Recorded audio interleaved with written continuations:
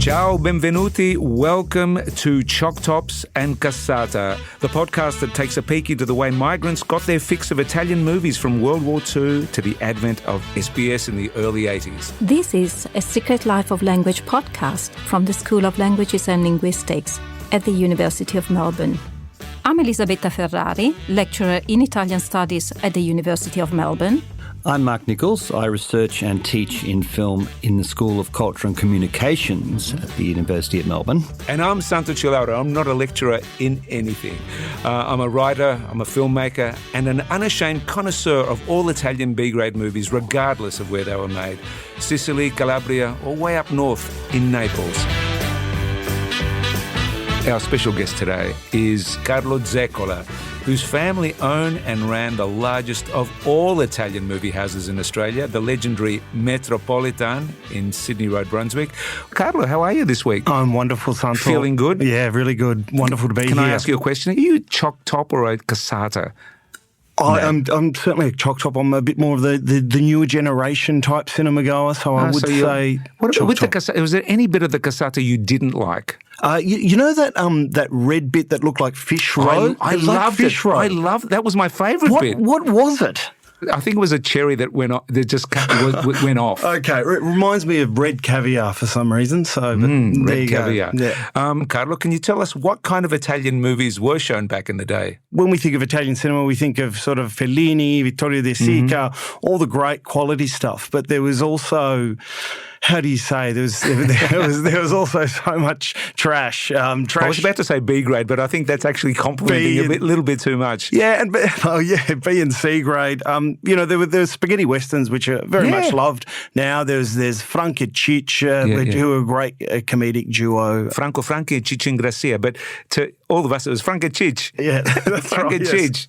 They were much loved. There was even wacky stuff like kung fu pirate movies that they would show. Really obscure, just strange. Mix up the genres. Yeah, very strange. Don't forget also a lot of melodramas. What the Italian they would say strappalacrime. You would go to the cinema and cry your eyes out. Tearjerkers. Tearjerkers. That's right. I never heard that word. Strappalacrime. Nice. Absolutely. There'd always also be the religious films as well that would always be showed at Easter time. The Ten Commandments and Jesus of Nazareth. I'll never forget. We used to get in trouble because our uncles used to take us to the wrestling, and all the women in the family would say that it's just way too violent.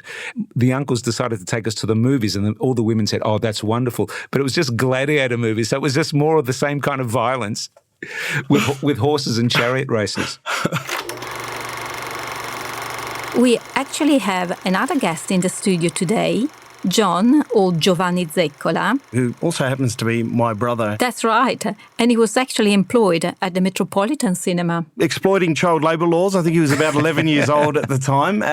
But yes, he did work there behind the candy bar and saw it all. And maybe he can explain to some of our listeners who don't know what a cassata is, exactly what a cassata was. Giovanni, what sort of audiences attended the Metropolitan? Look, it was quite diverse. It really gave me a really good cross-section and observation of Italians in Australia back in the mid-70s. I was a 12-year-old back then, and I just got back from Italy, living there for 2 years. And so I was able to sort of see all these wonderful people come into the cinemas. And it was a bit of a mixed audience. What was the capacity there at the Metropolitan? It was about 1,800 people. Would you often get it full? Because that's a big capacity. Yeah, it was busy for the big films. So whenever, one of the big films came out, like the Ten Commandments or Gesù di Nazareth, which is Jesus of Nazareth, any of the Albano movies that came out, they were pretty good. Or even, I remember Rocky, watching the movie Rocky almost to a full house. In Italian? Was it dubbed in Italian? It was in Italian, yeah. And was there mumbling as well in Sylvester Stallone Italian mumbling? What was that? Yes, there was. But it was funny watching that, even because as an usher, you used to sort of have to sit inside because you had to obviously make sure people weren't getting up to mischief or anything. But, hearing the nonne sort of cheer on Rocky, dagli un altro, give him another one, give him another one. These are sort of old comare or old nonne that got really involved in the movie. So Rocky on a Saturday night, the wrestling on a Sunday. That was a violent weekend for the nonne. It certainly was. The Saturday night would be your traditional going out, like as if they would all come all dressed up as if they were going to a wedding, you know, all with their nice suits, and, you know, the donne would all have the nice clothes and they'd get their hair done and all that sort of stuff. And then, you know, you'd also have your date nights as well. So you'd have, you know, the couple that would come along, and in the background would be the uncles and aunts all escorting them. And then Sunday, we'd have shows on Sunday afternoon, and that was more of a family sort of time. So that's when you'd probably have a bit more of the kids coming down and watching the shows, as well as the nonne maybe who, you know, on a Saturday night would go to bed early and didn't really want to stay out too late.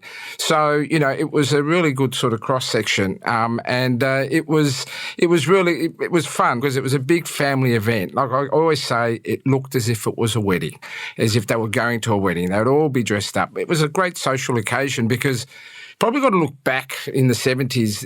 Italians really were limited in terms of the exposure they had with the Italian language, because you really only had the balli, the dinner dances, and that was about it. There wasn't TV, there wasn't internet, there wasn't SBS, right? So that was their only time, and they could watch a movie that they could finally understand, I suppose. Did the film sort of determine the type of atmosphere that was, you know, in the foyer or in the cinema at the time? Yeah, it was funny. It's a good question because, you know, when you did the Franco, Franchi, Ciccio and Grazia, or as they used to call them, Franco Ciccio movies, it was a little bit more happy. A lot of the kids used to actually come then. I used to remember them. The kids were so rapt because they just thought they were hilarious. Humour. Yeah, the Laurel and Hardy type sort of humour. But there was always a bit of a sexy scene. There was always slightly sexy scenes in I don't remember those. I had to be taken out of the room when they came on. Santo, it's not an Italian film without a sexy film, right? So That's true. And then there was the melodramatic one, the rom-coms, like, for example, the Albano Romina Power movies, where it was the boy meets girl, the girl has a fight, or there's a misunderstanding and it's all tragedy and they all kiss and make up at the end. And then you see everybody walking out of the cinemas all happy, few with the tears in their eyes. And then there was the dramatic ones, like, you know, Figli di Nessuno. I remember that movie. It was a classic black and white, and all the women just coming out crying, all that sort of stuff. And what was the operation like? Was it a family operation? I basically did everything except the projectionist because I don't think I was high enough to sort of put the spools up on the camera. But it was ushers, ticket box, used to clean up, used to do the candy bar. I actually, as an enterprising young 12-year-old, negotiated one chocolate tub of ice cream per session. And then on Sundays, because it was double time, that's when I had the cassata. I sold so many cassata, I sold so many chocolate tubs, chips. They didn't have Coke and all that stuff. It was orange cordial. Pure orange cordial, which really, I think, Carlo, you might have a bit of a story behind that one. There was the famous orange powdered drink. It was a sickly sweet orange drink that I remember sat quite high up on the candy bar. It came to the cinema in sort of plastic bags as a orange powder, and it would be then pre-mixed. And the person that was tasked with mixing the drink was our uncle Zio Nino, or Nino Lucci, who at the time was actually one of the journalists for Il Globo. Yeah. He didn't work in the cinema, but we did get him in to specifically do this task. He came from Trieste, which is sort of a city on the border of Slovenia and Italy.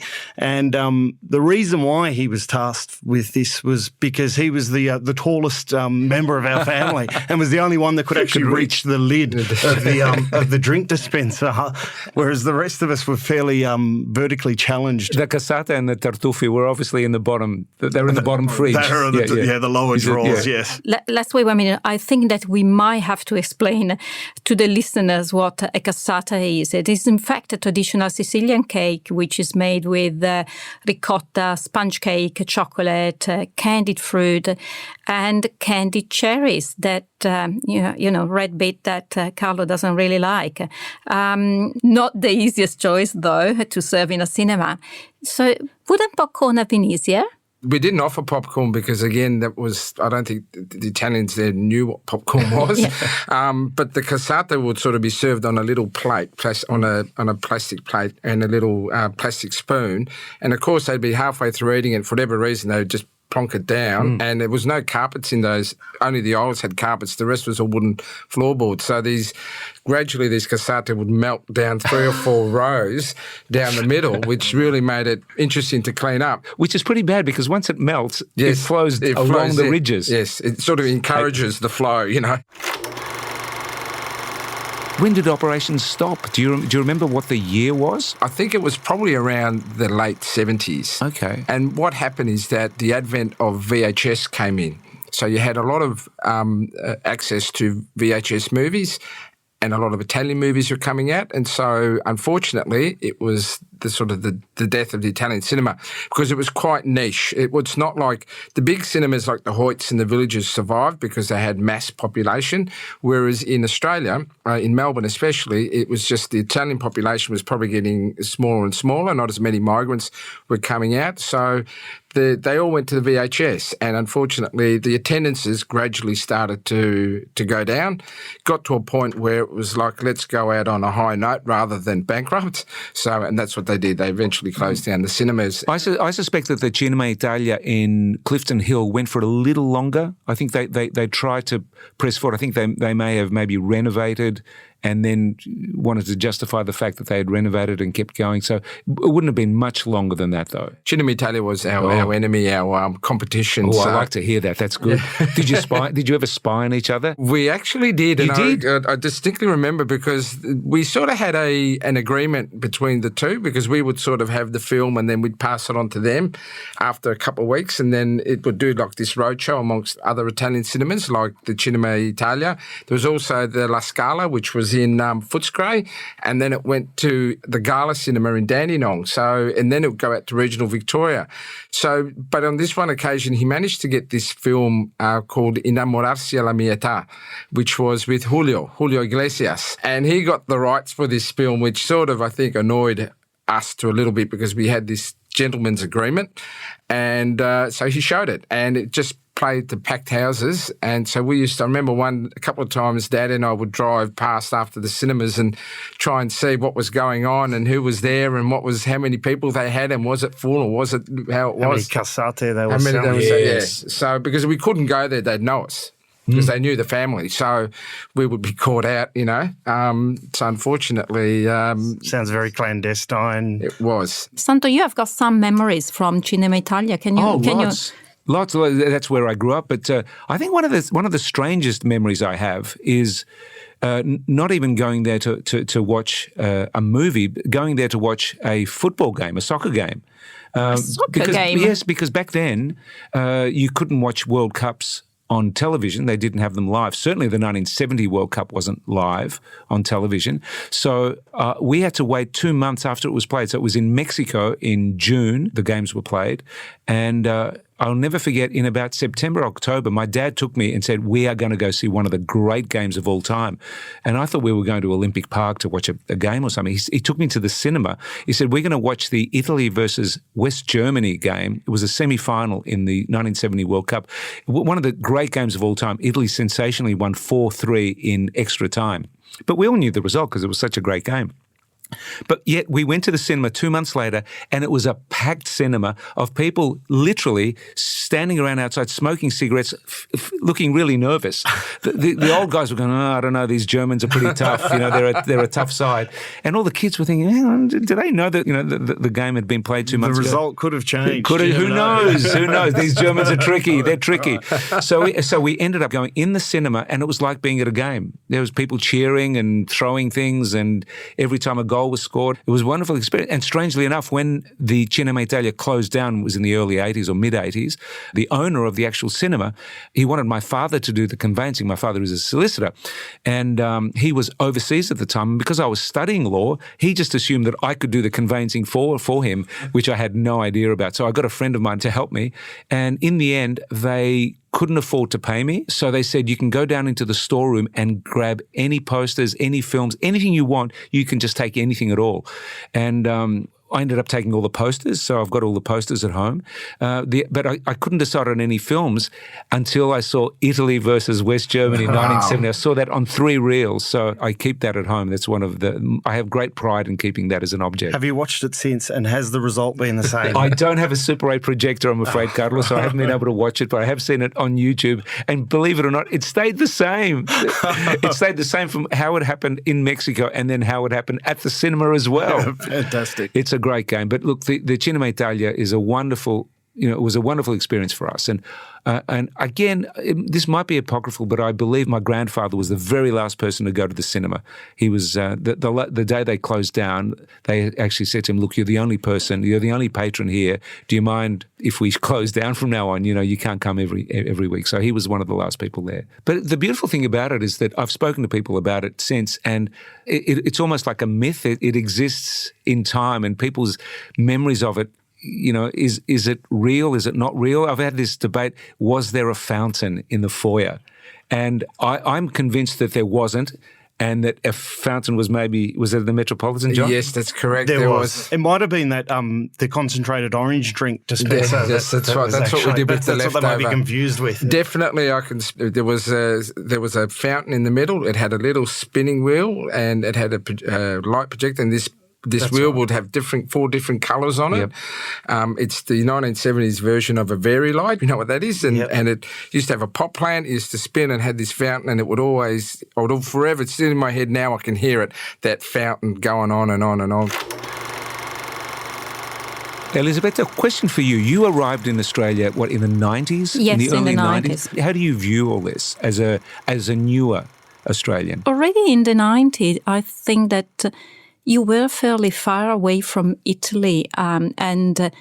Yes, we had the TV and SBS, but compared to today, I can see how important it was right at the beginning to be able to have Italian material or films. So the 50s, to me, it really is something that would have been so important to people to be able to connect in some way with their own country. So that's interesting, because therefore, whatever the shared experience was here for us as migrants, it mirrors an experience that you had back in Italy watching films, or do you think it feels like a different phenomenon? No, I think it's very much also an experience in Italy, because we know that in Italy, although there are all of the great directors, the Fellini, De Sica or Rossellini, people really like to go to the movie also for entertainment, to see this kind of film, light-hearted. So I think that it does very much mirror what was happening in Italy at the time. The main difference is the fact that whereas in Italy, you would have gone to the cinema and have all other films from other nationalities, maybe, from France, a lot of American films, all dubbed in Italian, of course, but a variety of, different films. I think that the experience here in Melbourne is quite unique because mostly these were just Italian films. So the audience, the Italian audience, really, they were only able to see Italian films. And I think there is this idea of an event, of a community event or a special event that was fairly unique and for the Italian migrants here that would have been different in Italy. I mean, going to the cinema in Italy would have been an outing, but not as such a treasure probably and special event as it was here. Elisabetta, I'd second that, because I remember, like I said, I just got back from Italy for 2 years, and so we used to watch films in Italy, but it was part of the furniture, you could almost say, going there, because you used to, it was all just regular sort of thing, whereas here in Australia, if you were a migrant back then, you go to the supermarket and the person spoke English. You go on the radio and it was English, and you went to the TV and it was English, all that sort of stuff. And then finally on a Saturday night for 4 hours, you had this exclusive Italian session, that's what made it special. That's, again, it just amplified it. You were able to sort of immerse yourself in this Italy. And then once it finished, you went back home, and then the TV would be English and the radio would be English, the supermarket, the milk bar, all those things, they'd all be back in English. Whereas if you're in Italy, it'd all be Italian. So it was wall-to-wall Italy. And that's why I think it was very special, that community feeling. And at the same time, also, it was bringing together people that were Italian from very different regions with very different dialects. Okay, Elisabetta, I will ask you, your family comes from Parma. Would they ever have seen a Franco and Ciccio film? Oh, yes, they would have. Really? Yes, mostly probably on TV. TV. They're comedians very, very well known. For listeners out there, Franco and Ciccio are very southern, Sicilian, basically. The people that came there, when they went to the cinema, the escapism, they just wanted to have fun and forget a little bit, and that's why the Franco Ciccio movies were popular. That's why the Albano movies were popular. At times when we used to play the more heavier movies, the ones that needed a bit of thought, and they'd go a week and that was it. Even Fellini and movies like that, Bertolucci, just didn't go that well because people didn't want to walk in and watch a movie and by the opening credit have a headache thinking about already, what's this movie about, sort of thing. I think the other very interesting thing is that it really created that sense of community that people were longing for and that would have missed from home. I always find it really sweet, these stories of these families dressing up in their Sunday best, going to the movie, meeting up with other Italians. So to me, it's really also a longing for a sense of community or a sense of a group. That the Paese, reliving sort of reliving the Paese. Paese. That's right, exactly. Then at the tail end of it all, when SBS comes in and it's, oh, great, there's SBS is here, it has Italian news on the radio, it has Italian movies. But did it satisfy that desire about wanting to experience something as a community altogether?